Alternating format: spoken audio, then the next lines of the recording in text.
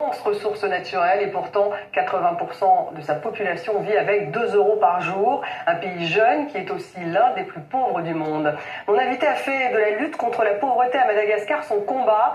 Père Pedro Opeka, bonsoir. Merci beaucoup d'être avec nous ce soir. Vous êtes de passage à Paris, vous vivez donc à Madagascar et vous avez créé il y a 35 ans une association humanitaire à Kamassou pour venir en aide aux personnes pauvres d'Antananarive.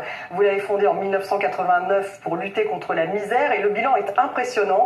À Kamassou, il y a 40 000 habitants, dont plus de 20 843 enfants scolarisés. Vous m'aviez donné le chiffre exact. 4 000 maisons ont été construites. Et tout a commencé finalement sur une décharge à ciel ouvert à Antananarive, où vous avez décidé, il y a 35 ans, d'aider ces enfants qui envahissaient cette décharge. Un enfant sur 7 mourait dans cette décharge, Père Pedro. Cette misère vous a poussé à agir à l'époque. Bien sûr, en tant qu'humain, et en tant que croyant, et en tant que prêtre de Saint-Vincent de Paul, qui était un pionnier ici en France au XVIIe siècle de la dignité des pauvres, eh bien, il fallait réagir, assez de réunions, assez de promesses, assez de paroles, il faut agir, et agir au milieu des pauvres. Et là, je suis allé, ils m'ont reçu comme un étranger qui vient voir, mais je suis resté avec eux. Et avoir réveillé la confiance.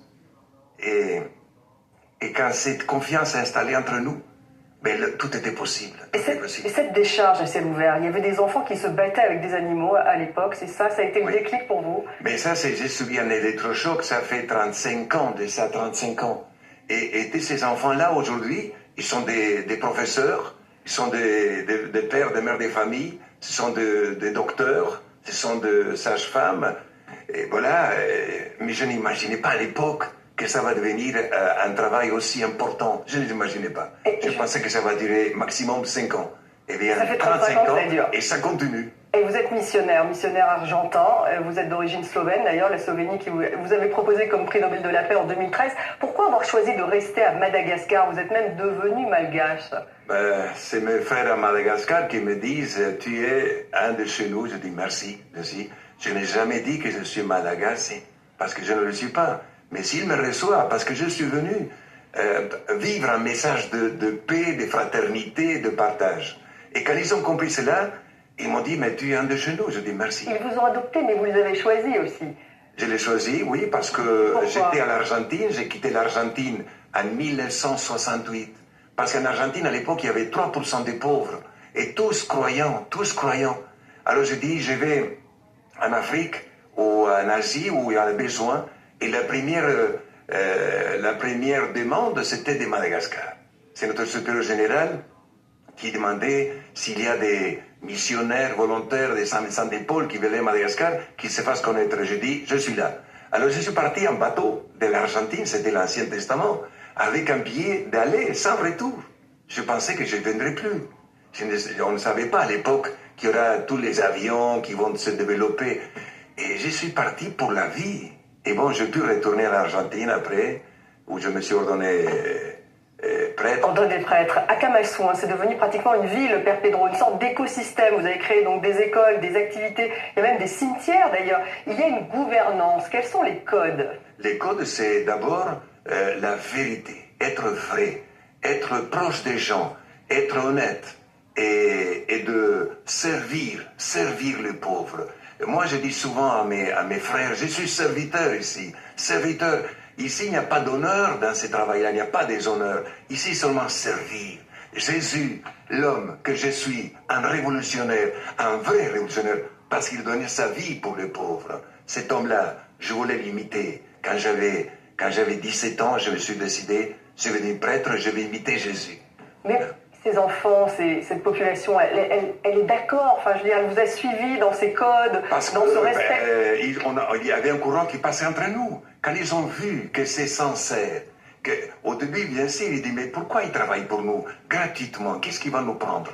Et après, ils se sont rendus compte que je ne prenais rien. Et qu'aujourd'hui, ces enfants, Madagascar, riche dans ses enfants, riche dans sa culture, riche dans ses solidarités entre les tribus, entre les personnes, mais pauvres, parce qu'on n'a pas eu la chance.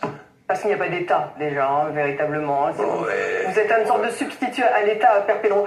C'est pas tout à fait une ONG, c'est pas hein, notre finalement. but, c'est notre but, mais je dis, si on peut faire quelque chose, mais là, Oui, aujourd'hui, Akamasu. pour lutter contre la pauvreté, c'est l'État, c'est le gouvernement, c'est les églises chrétiennes qui font un travail extraordinaire à Madagascar, et les ONG, tous ensemble contre la pauvreté. Akamasu, hein, tout de même, pour revenir, c'est pas une ONG classique. Hein. Donc il y a 20 843 enfants qui sont scolarisés, il y a même une université, et puis les jeunes ont un travail, ils travaillent dans une carrière, vous avez créé des ateliers, donc l'important c'était tout de même qu'ils puissent être rémunérés, même un peu, payer leur loyer. Donc c'est un écosystème, expliquez-nous, on n'est pas vraiment dans de la charité. C'est difficile de vous expliquer ça, c'est pas de la charité, nous avons créé exactement. ça en 35 ans.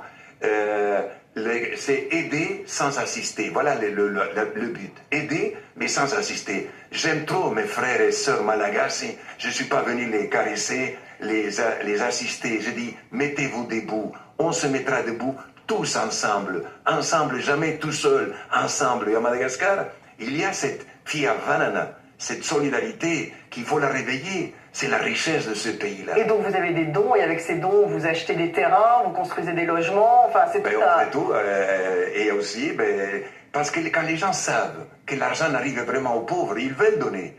Vous ne pouvez pas, donc quand vous voyez un enfant, je veux saluer le président Lula, qu'au Brésil, aux réunions de G20, il a proposé, première chose dont ils ont parlé, de faire une alliance globale contre la faim et la pauvreté.